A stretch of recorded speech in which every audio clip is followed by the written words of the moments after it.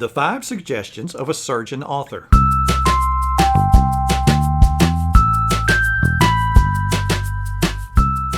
I first became acquainted with Atul Gawande through his book entitled The Checklist Manifesto. I wrote a post about it earlier. Gawande, an author and surgeon, writes about his profession in a way that speaks to each of us in our own professions. His earlier work, Better, A Surgeon's Notes on Performance, is no exception.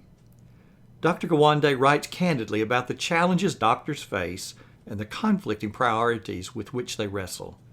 My favorite part of the book is the afterwards. Here, the author presents his 5-point call to action for the reader. While he writes from the perspective of a surgeon, his words reach far beyond the operating room. Number 1, ask the unscripted question. Dr. Gawande challenges doctors to go beyond the normal questions of ailments, where it hurts, and how long it hurts. He asks them to reach for questions which allow them to know the people who sit before them. He extends this concept to asking the questions which allow doctors to get to know staff members beyond the role in which they see them each day. If we replace doctor-patient with teacher-student, or principal-teacher, or boss-employee, his suggestion is right on the money. The same advice could extend to the CEO of a Fortune 500 company. Anybody can follow the script. When we go beyond the expected questions, we just may get the unexpected answers that wind up making the difference. The author writes, if you can ask a question, the machine begins to feel less like a machine. Secondly, don't complain. Dr. Gawande writes, whenever doctors gather in meeting rooms, in conference halls, in hospital cafeterias, the natural pull of conversational gravity is toward the litany of woes all around us. Amazing how this scenario sounds like the stereotype of the teacher's lounge. In fact, the universal advice given new teachers is stay out of the teacher's lounge.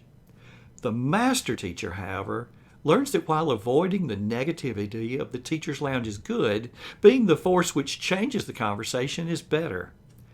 Every profession has its problems, and when competing priorities exist, there's often no single right answer. The negativity can fester, and before you know it, the ox is in the ditch.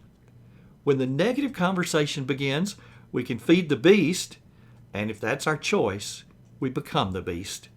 We also have the capacity to make a better choice, to turn the conversation into how bad things are to how good things can be, and the next steps we can undertake right now to make the situation better. Number 3, count something. Gawande says, it doesn't really matter what you count. The only requirement is that what you count should be interesting to you. Gawande talks about counting how often instruments or sponges were left inside patients during surgery. Counting the incidents led to determining the situations in which they seemed to occur, and hence the problem causing the mistakes. Finding the real problem was the first step toward finding a solution. When we count something, we're focused on it. When we focused, we find the relationships which have always existed, yet nobody seemed to notice. If you count something you find interesting, Gawande says, you will learn something interesting. Great advice for researchers in many fields, and we're all researchers. Number 4, write something. Gawande says, an audience is a community. The published word is a declaration of membership in that community and also a willingness to contribute something meaningful to it. I will always be indebted to Dr. Terry Gates, one of my professors during my master's degree in the early 1980s. I had taken my comprehensive exam and was waiting to hear the results. What arrived was an envelope larger than I had expected. Inside was a letter stating that I had passed the exam. Furthermore, a letter from Dr. Gates stated he had had his secretary type my answer to one of the questions. He said he wanted me to submit that answer as a journal article to a state magazine. That day marked the first clue that I just might have something to say that would be of interest to a larger body. What had started as an answer to a question on a test did indeed become the first time I saw a publication containing something I had written. Have you had a similar experience? Do you have thoughts on paper you've kept to yourself? What outlet do you have where you can share it with a world beyond yourself? We all have strengths. We all have something from which others can benefit. Never before in history has it been easier to publish our writing. The audio you listen to now or the blog post you read serve as examples. In many ways, writing is a responsibility, a way of giving back to the body of knowledge from which we've benefited.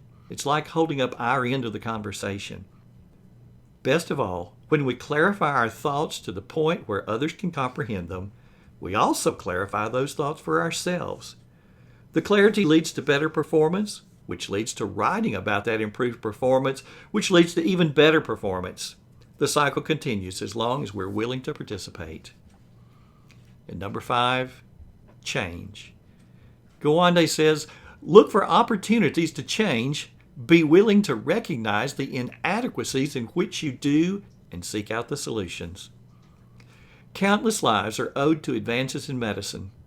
Practices considered to be correct give way to better practices. As a result, people are living longer and enjoying a significantly better quality of life than previous generations. The ideas that have made your life and my life significantly better were once ideas on a drawing board. Modern-day pioneers were not afraid to share those ideas. Early adopters were not afraid to give those ideas a chance. They spread until they reached the proverbial tipping point where they became a common part of our days. What's the next great idea out there just waiting to push us to a higher level in some aspect of our lives? Will we be part of the early adopters, seeing its value when others have yet to discover it's even there? Will we lead to its implementation? Will we become the voice to which others listen as they begin to see the value in what we do? It's a choice we make. This has been Frank Buck. Thanks for listening. Now go and have the time of your life.